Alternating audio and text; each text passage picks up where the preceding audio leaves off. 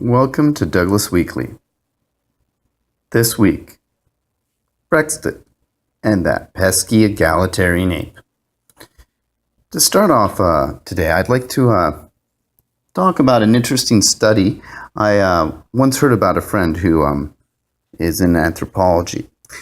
They mentioned this interesting study between how humans and chimpanzees would play a specific type of game and the different ways that humans and chimpanzees would play this game. This game was one of those cooperate games to see how humans and chimpanzees separately cooperate among their own species. So the game was pretty simple. The idea was that there were two players, player A, player B. Player A would receive some kind of prize like a certain amount of money or a certain amount of bananas or food or something like that. And player A had to choose how much to share with player B. Now, player B had a choice to accept that deal or not. The catch is, if player B did not accept the deal, nobody got anything.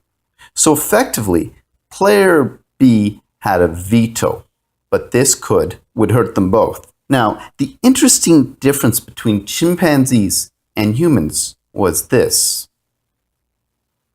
Or let me put it this way. So just think about yourself. What would you, as player B, consider fair? If I was player A and I was, say, given $10 and I gave you $1, would you accept it? Probably not.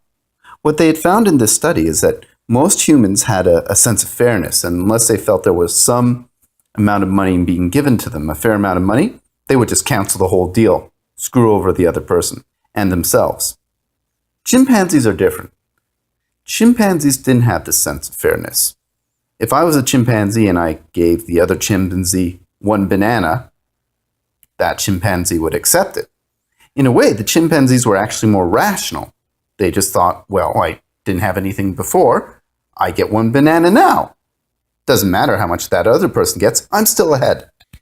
Now, the reason that I'm bringing this up is I think this actually underlines an important human tendency that could be a large part of what's driving some recent disturbing political events, including, for instance, the recent drug-induced punchline-filled Rob Ford mayoralty in Toronto, the craziness of Donald Trump in the presidential race, and now that beautiful, what looks to be a very slow and painful car crash, Brexit.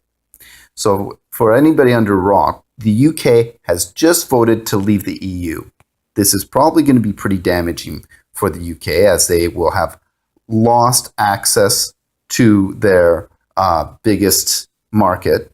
Already their currency is in trouble. Already the world market has lost, stock markets have lost a lot of capital, especially the UK. Now, this event, Brexit, and the two others I mentioned before, the Rob Ford as mayor in Toronto and the craziness of Donald Trump in the current presidential race, these phenomena share at least two important features. One is they all have extreme, polarizing political actors with very outlandish, destructive ideas. So Rob Ford was very famous in Toronto for having an idea of low taxes, but building lots of expensive subways, which was just not financially feasible. Donald Trump has this crazy idea of building a wall and all the way across Mexico and then making Mexico pay for it. Brexit had this strange idea that they could leave the European Union, but then trade with them, but then not accept any of their laws. So they all had these very unrealistic ideas, suggesting these ideas. Now, the second important part was there were disenfranchised and angry constituents or voters who have spurned their traditional leaders or traditional kind of political groups they vote for, and now are quite happy to follow these polarizing political leaders and their very unconstructive or even destructive ideas, and ignore traditional expert advice, even when it's very obviously correct. Now, these followers have often been kind of painted with a single stroke as all uneducated, racist, and stupid. Now, no doubt, some of these people who supported these people, I would say definitely are. But I think this is actually an unhelpful simplification, which leaves out a very important part to consider here. And I was thinking about this when I was recently listening to Dan Carlin's recent Common Sense podcast on this, as well as a very interesting article written by Rana, I hope I'm pronouncing this right, Furhar, Why Brexit is a Big Deal for the US Economy. They both argued that this single-dimensional argument leaves out an important economic story. A large part of this story, they argue, and I agree, is that probably at least for over the last couple of decades, we have seen the powers that be in society, the power brokers, the elites, make decisions and policies that have failed to share prosperity and growth with the middle class or with society as a whole as they have pursued globalization. That's why we see an increased rise in inequality and a concentration of wealth at the top. As a result, we are having an increasingly poor, disconnected underclass who are resentful. They're very resentful to the current political order. They don't believe in globalization, and they have lacking trust in both the elites and the experts, even when they are sometimes right or trying to act in the interest of these underclasses. So great examples in here would be, for instance, many of Donald Trump supporters are people lacking post-secondary education, but who used to be able to have good blue-collar jobs that are now gone because of globalization. That would be a good example. Toronto, we see this too, where Rob Ford was very popular in regions that have often become very poor, which were before very middle class, kind of blue-collar working jobs, and now have become, as those jobs left Toronto, have become very poor. Same thing with Brexit. Now, Rana, in the article Why Brexit is a Big Deal for the US Economy, argues that because the elites failed to make the necessary reforms to the global economy after the 2008 meltdown, this underclass no longer trusts their advice. They gave this advice and said, hey, here's how we have to fix the 2008. But this underclass, increasing underclass, never saw the benefits. So from their perspective, they don't trust anything, even if it's well-meaning. And this is why I first wanted to talk about that interesting study, because I think that explains the behavior of this underclass. And that's because humans as a whole, we always believe in a sense of fairness to ourselves. If we see somebody else with more stuff, we believe that, well, to some degree, if we're sharing the society and we're sharing the production of things, we should have somewhat of a fair distribution.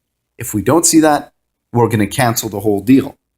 So this is kind of going back to that game where, okay, I have $10, I decide to give you $1. No, I'm not going to say, hey, I'm $1 rich, I'll take it. You say, wait a minute, you have $9. Okay, we're getting nothing. And this is what the underclass is basically saying. They're saying, they feel like the leader's saying, here's globalization. Okay, we're going to take almost all the money here. You can have a couple of crumbs. And the underclass are actually going to say, no, nobody gets anything. We're even breaking the system. We're willing to not only, give up benefits, but maybe even hurt ourselves just to bring that out, just to make sure there's some sense of fairness here. So this is an important part of human nature that I think often gets forgotten by the elites and powers that be, and they often like to hide behind arguments like, well, we have laws, or this is just the way it's been, we've worked harder.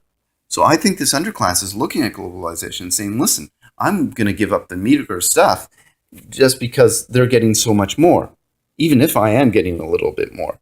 And I think that right now, elites and the powers that be in our society don't really realize that, and they fall behind arguments like ideology, like saying, well, it's a free market, this is the way it should be, or this is more efficient. But ironically, they're just sitting here holding on to these ideas while the whole system's breaking. So it's a good question, I think. Will the elites recognize that as human beings, we have a fundamental sense of fairness, at least ourselves being treated fairly, and that if they don't recognize this, the system isn't going to have legitimacy and it's going to eventually crumble. This has been Douglas Weekly. Thank you very much.